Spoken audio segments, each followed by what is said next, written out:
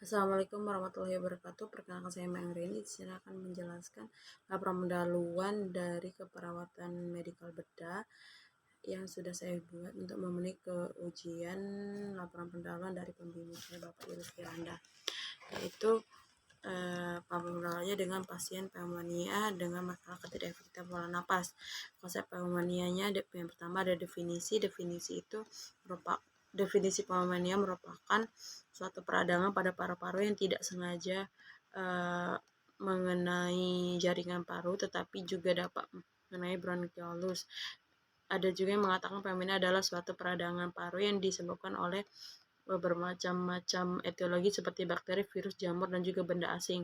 Pneumonia juga suatu penyakit peradangan akut parenkim paru yang biasanya di suatu infeksi atau saluran nafas yang disebabkan oleh agen infeksi seperti virus, bakteri, myoplasma, dan juga substansi asing berupa radang paru-paru yang disertai eksudat dan juga konsolidasi dan dapat dilihat melalui gambaran radiologi. Selanjutnya etiologi ini yang pertama ada bakteria. Bakteri itu ada Pneumococcus, Streptococcus haemolydococcus, Streptococcus Haemophilus influenza, Mycobacterium tuberculosis. Terus ada virus influenza dan adenovirus. Selanjutnya ada jamur. Jamur itu ada Hippoplasma capsulatus, Cryptococcus neurofamus, Blastoyasdermatides. Terus ada aspirasi makanan atau korese, minyak tanah atau bensin, cairan amino, benda asing. Faktor lain yang mempengaruhi timbulnya pneumonia ialah daya tahan tubuh yang menurun, misalnya akibat malnutrisi atau malnutrisi energi protein, penyakit menahun, trauma pada paru, anestesia, aspirasi, dan pengobatan akibat antibiotik yang tidak sempurna.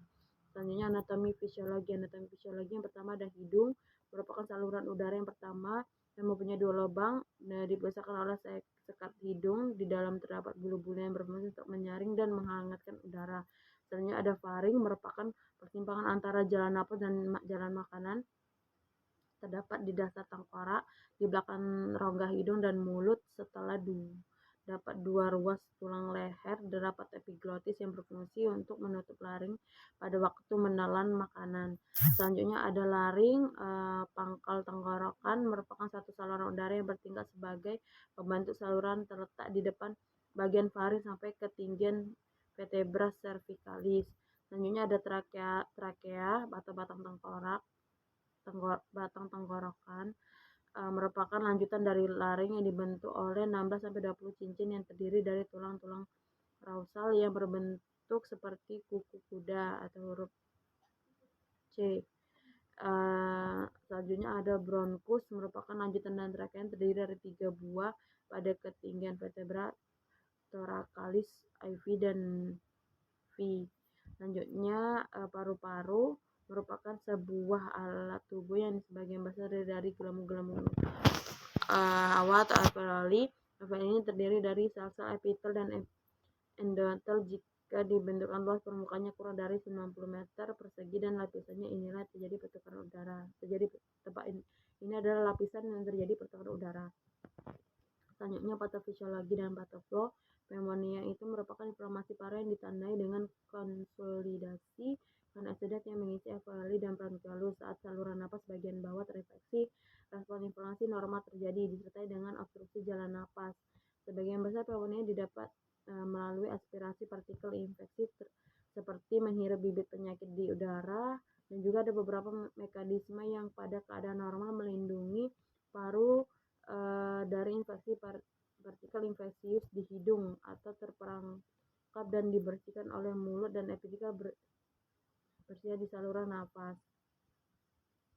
Bila satu partikel dapat mencapai paru-paru, partikel tersebut akan berhadapan dengan makroka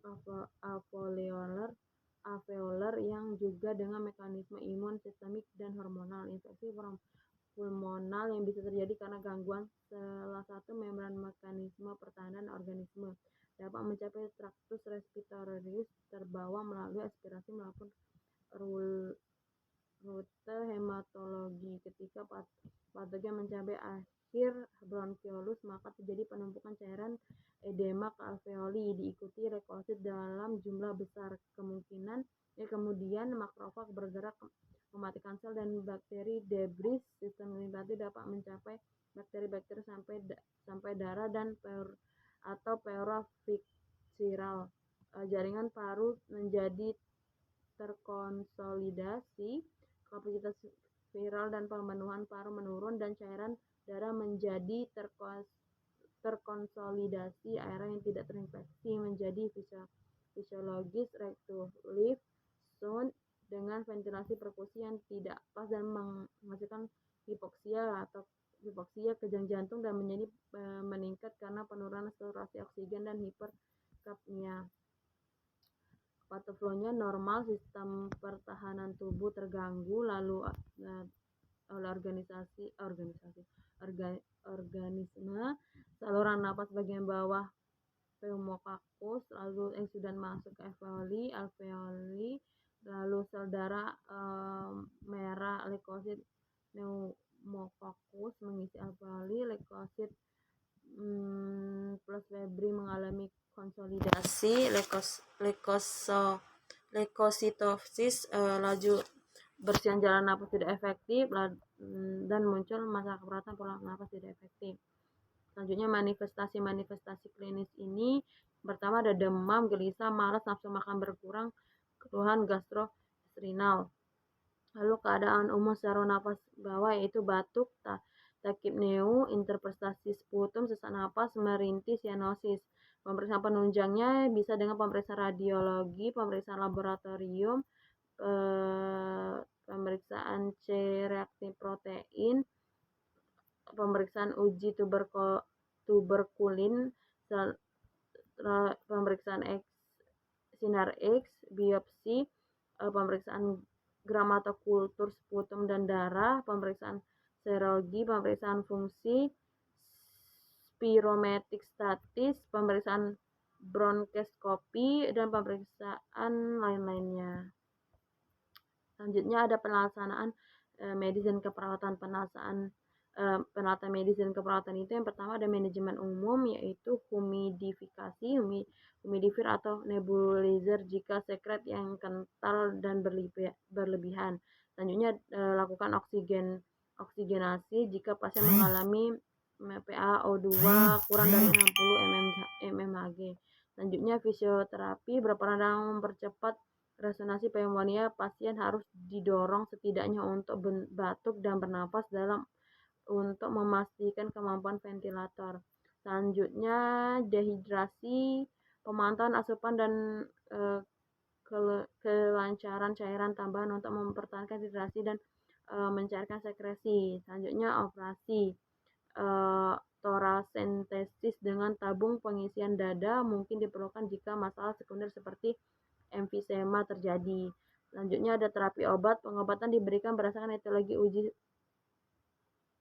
lisensi, tapi karena hal itu perlu waktu dan pasien pneumonia perlu diberikan terapi secepatnya, maka biasanya diberikan antibiotik golongan penicillium G untuk infeksi pneumonia virus, erythromycin, tetrasikun, derivat tetrasikun untuk infeksi pneumonia.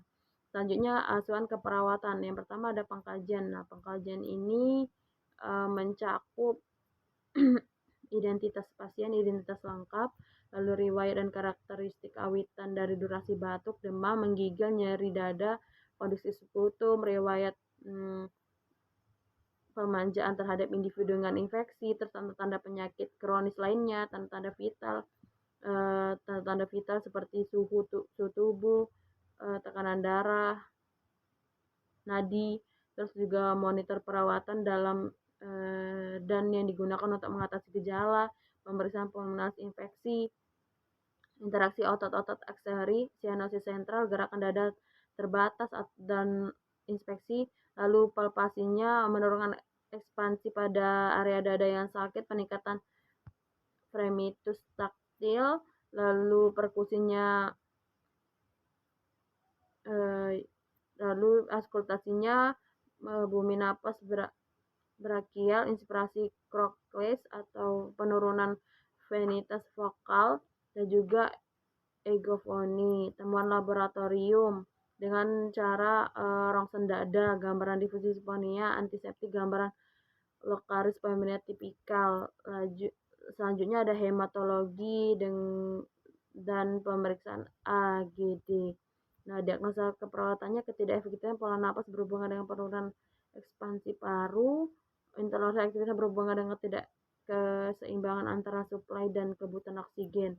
Tujuan dari outcome dari intervensi keperawatannya dengan diagnosa keperawatan ketidakefektifan pola napas berhubungan dengan penurunan ekspansi paru dengan tujuan dalam waktu 2 kali 24 jam setelah diberikan intervensi kalian mampu mempertahankan paru secara normal dengan kriteria hasil status respirasi ventilasi, status respirasi jalan napas, status tanda-tanda vital. Dengan intervensi keperawatan manajemen airway management, pertama posisikan pasien dengan posisi semivolur untuk memaksimalkan ventilasi, auskultasi suara napas, catat adanya suara tambahan, monitor respirasi dan status O2, ajarkan pasien untuk napas dalam, terapi oksigen, membersihkan mulut, hidung, dan sekret di trakea, mempertahankan jalan napas yang adekuat, observasi adanya tanda-tanda hipoventilasi, monitor adanya kecemasan pasien terhadap oksigen. Selanjutnya status TTV, tanda-tanda vital, yaitu monitor tekanan darah, nadi, suhu, dan juga pernafasan, monitor suara paru, monitor pada suara pernafasan abnormal, tindakan kolaborasi pemberian oksigen, kolaborasi untuk melakukan pemeriksaan fototoraks. Selanjutnya untuk diagnosa intoleransi aktivitas berhubungan dengan ketidakseimbangan antara suplai dan kebutuhan oksigen. Dengan tujuan dalam waktu 2 kali 24 jam selalu diberikan intervensi kalian mampu mempertahankan dengan kriteria hasil. Yang pertama, berpartisipasi dalam aktivitas fisik tanpa disertai peningkatan TTV. Selanjutnya untuk mampu melakukan aktivitas sehari-hari secara mandiri. Tanda-tanda vital normal, energi psikomotor, level kelemahan, mampu berpindah, status sirkulasi baik, status respirasi, pertukaran gas, dan ventilasi adekuat.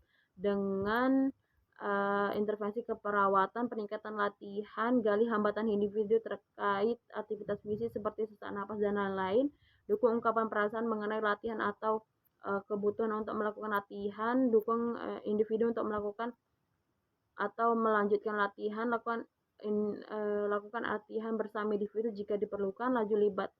Selanjutnya libatkan keluarga atau orang yang memberikan perawatan dalam merencanakan dan menyikatkan program latihan, menginstruksikan individu terkait frekuensi, durasi, dan intensitas program latihan yang diinginkan, monitor respon individu terhadap program latihan, dan sediakan umpan balik positif dan juga usaha yang dilakukan dari individu.